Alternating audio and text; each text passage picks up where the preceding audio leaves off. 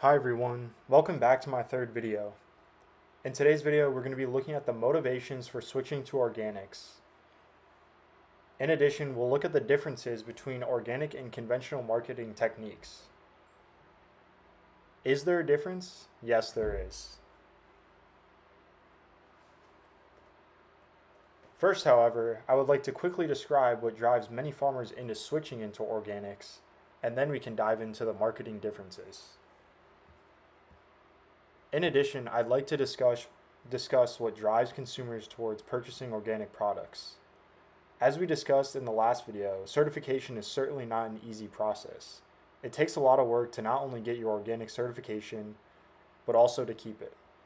In certain systems, farmers see significant yield losses in their crops, even with emerging technologies and research, which aids organics specifically.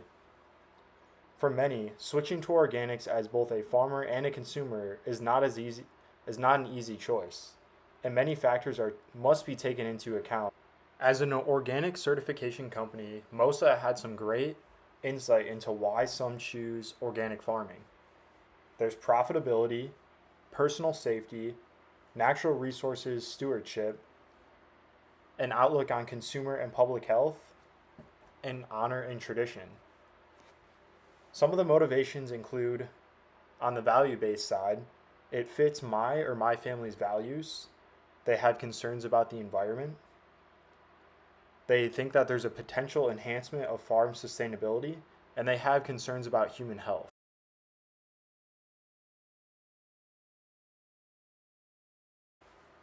Additionally, there is a market/profitability aspect of organics. There's access to an expanding market for organics. There's a potential increase in profit, and there's a special market opportunity or contract from certain buyers of their products. Now, all of these are valid concerns on why farmers would change to an organic system. However, is there actual research backing up the fact that these systems can be more environmentally sound and ultimately more sustainable for future farming practices?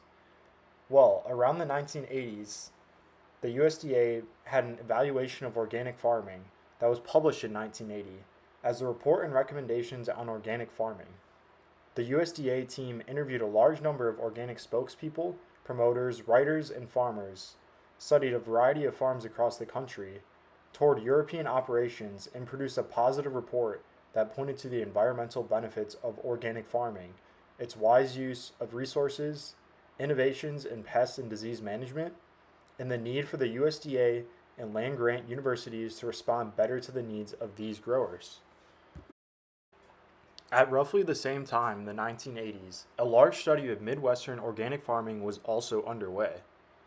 It was conducted by the Center for the Biology of Natural Systems at Washington University in St. Louis, Missouri. CBNS acquired a multi-year National Science Foundation grant to study energy use in Corn Belt agriculture. The study zeroed in on organic farms because they used few energy-intensive inputs. The study took a snapshot of organic farming at a time before the organic marketplace developed in the Midwest. Therefore, market premiums were almost non-existent and did not influence crop selection, agronomic practices, the economics of farming, or the decision to farm organically. Among its many findings, though conventional wisdom dictated otherwise, commercial organic farming of agronomic crops was a fact in the Corn Belt. Organic crop farms growing corn, soybeans, small grains, and hay crops consume 40% of the energy used by conventional farms to produce $1's worth of crop. The key factor in the accounting was the high use of energy-intensive nitrogen fertilizer on conventional farms. These same farms had 33% less soil erosion than conventional farms, based on crop mix alone.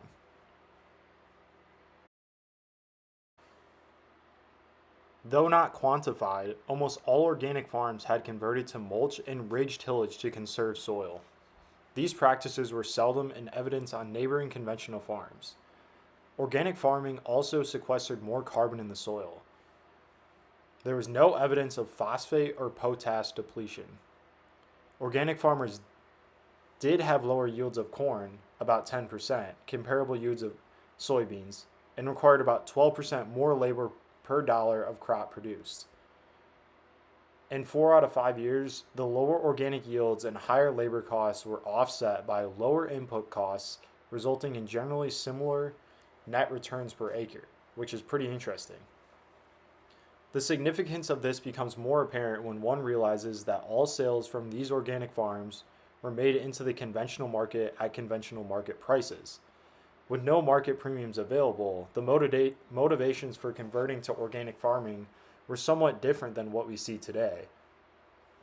Organic growers in these studies cited livestock health, soil problems, and the cost of chemicals as their top 3 reasons for converting. As also utilized in last video, thank you to George Kuiper for a brief overview of the history and philosophy of organic agriculture. That is where that research quote comes from. Although the reasons for switching to organics may be a little bit different now, I believe it's a little bit more focused on the economic factor. There are still things that remain paramount for farmers switching to organics as well as consumers switching their choices to purchase organics. So, what things remain paramount for both? Well, there are health and food safety concerns, there are soil health and long term sustainability concerns.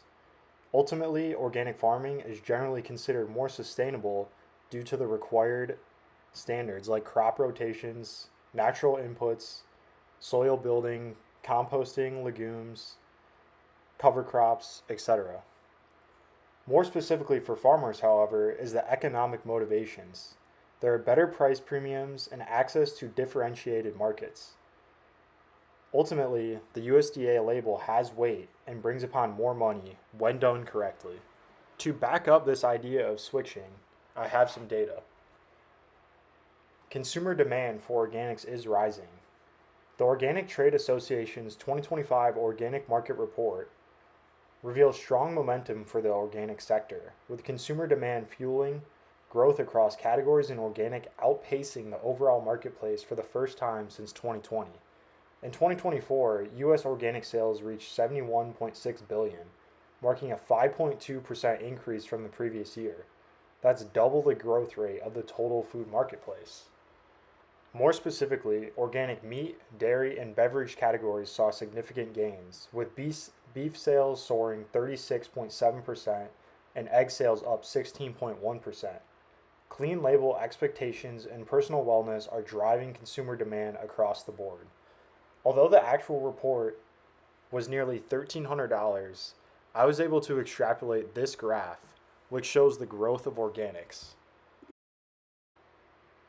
Looking at this graph of the total U.S. organic sales and growth from 2015 to 2024, we see a large peak in 2020. The reason for this, very simply, is the pandemic. As you can see in the article on screen, the pandemic forced families across the country to eat most, if not all, of their meals at home, which is a main factor in the surge in sales of organic foods. To put this surge into perspective, consumers spent $32 billion in 2013 on organic food and other goods, which at the time was a record for the industry. Moving forward to 2020, we see nearly double this consumption rate with $61 billion.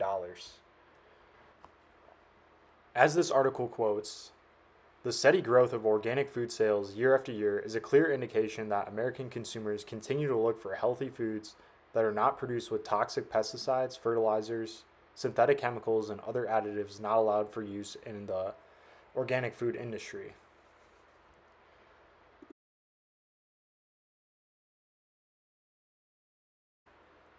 As seen in the graph, although the total U.S. organic sales and growth declined following the 2020 pandemic, we ultimately see the growth rebound back from 2023 to 2024, as referenced earlier in my quote. As we can see in the bottom right graph, in figure 1.2, the total U.S. organic sales and growth is still expected to continue to grow as we move into the final years of the 2020s.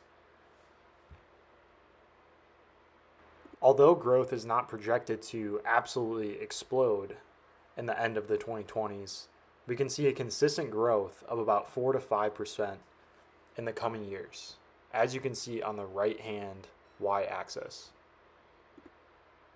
The big picture interpretation of this is a good long term upward trend with growth volatility but overall expansion within the organic market. Continued future expansion is expected to occur. Before diving into the principles of organic and conventional marketing techniques, I think it's important to recognize who purchases organic products. In a study from 2007 titled, "Who Are Organic Food Consumers?"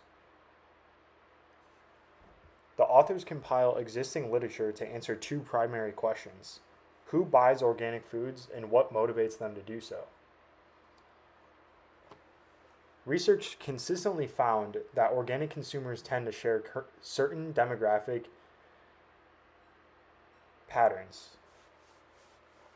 Organic buyers are more likely to be younger adults, women, higher income households, higher education levels, and families with children. The authors emphasize that organic purchase decisions were rarely based on one factor. Most consumers had multiple motivations. That may include health concerns, environmental stewardship, taste and quality perceptions, animal welfare and ethical concerns, and lifestyle and identity. The strongest motivators, however, are health concerns and environmental values. Price is less of a motivator for existing organic consumers than it is for non-buyers of organic foods. Organic consumers tend to be highly involved in their food choices and knowledgeable about the production systems that they come from. In addition to these findings, this review showed that organic food demand is value-driven, and buyers are not simply a homogeneous group. Demographics alone do not explain organic food purchasing. Psychological motives matter way more when it comes to marketing to these consumers. To conclude, research shows that consumers who purchase organic foods are often motivated by health perceptions, environmental concerns, and ethical beliefs rather than price sensitivity. Organic buyers tend to prioritize personal values such as sustainability and wellness, which differentiates them from mainstream food consumers and supports the concept that demand for organic food is more value-driven. Recognizing who your consumer is incredibly important for marketing to them. Now let's get into the marketing differences between organic and conventional farming practices. Let's discuss organic first and then get into conventional marketing techniques.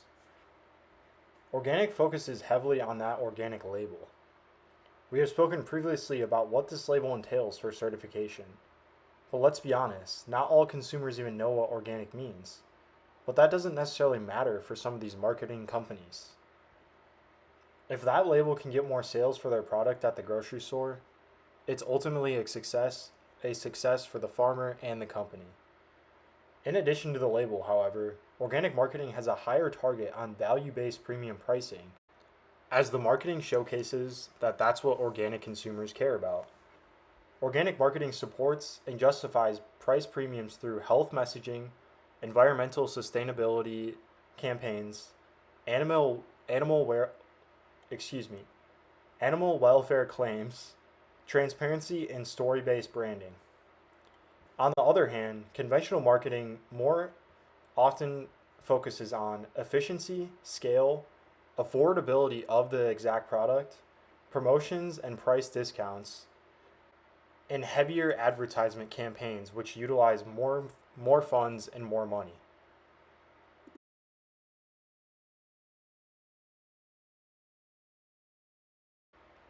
Some of these aspects of organic and conventional marketing will be touched upon a little bit later in this or other videos. However, with organic marketing specifically, it's important to recognize that they frequently use direct-to-consumer sales via farmers markets or larger markets. They utilize farm storytelling to market the product. They utilize transparency and traceability, local branding efforts,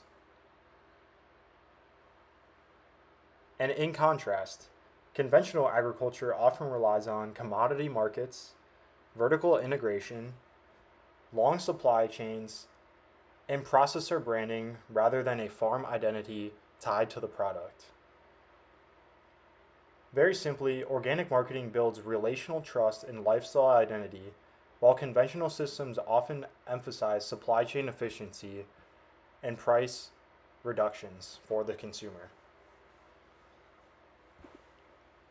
Now that we've discussed the broader market differences and focuses between organic and conventional marketing, let's look at some examples of product labeling.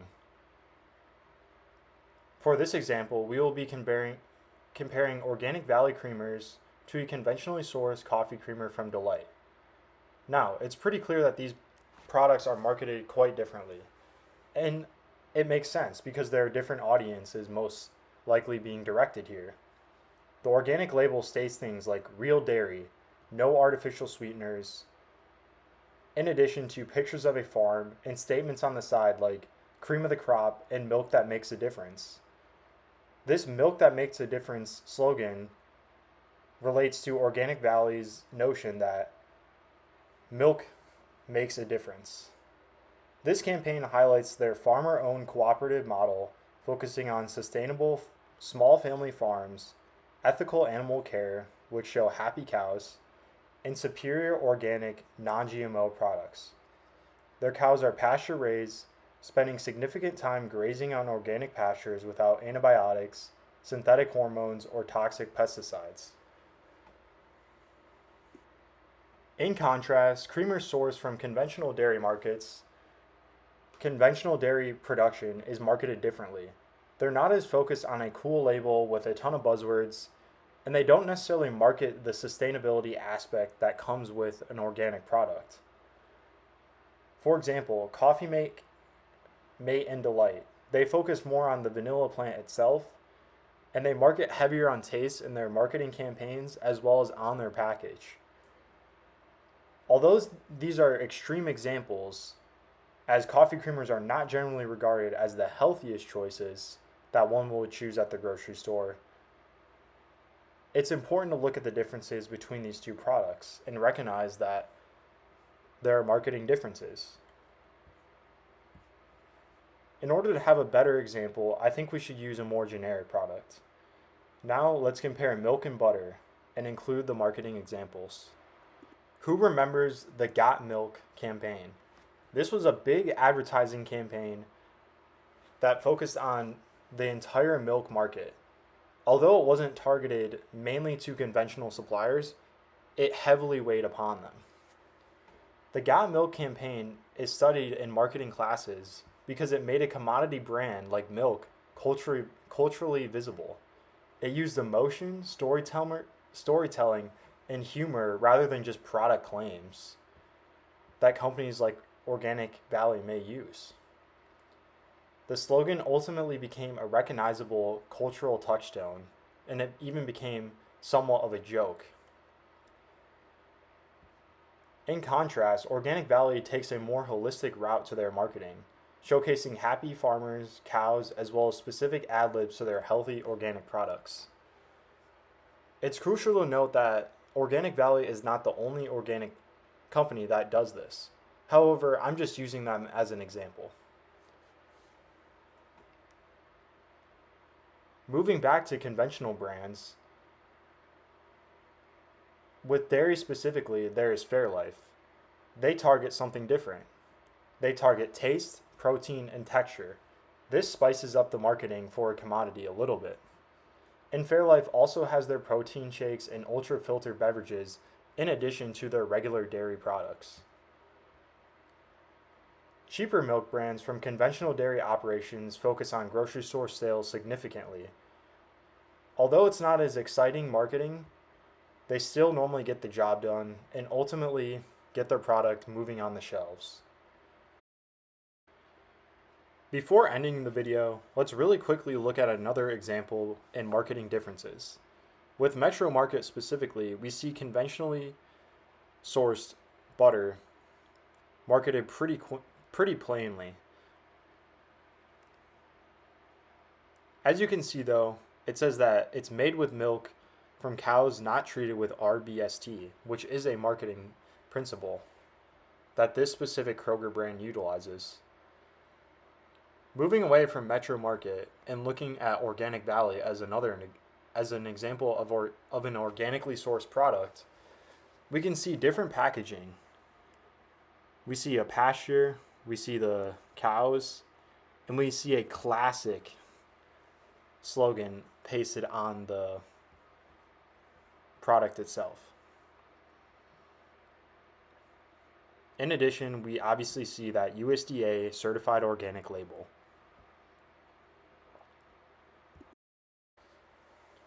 This concludes my third video in this video series. In this video, I hope you recognize the differences between organic marketing and conventional marketing. Additionally, I hope you understand some of the reasons that farmers may switch to organics and also why some consumers decide to purchase organic products. Thank you.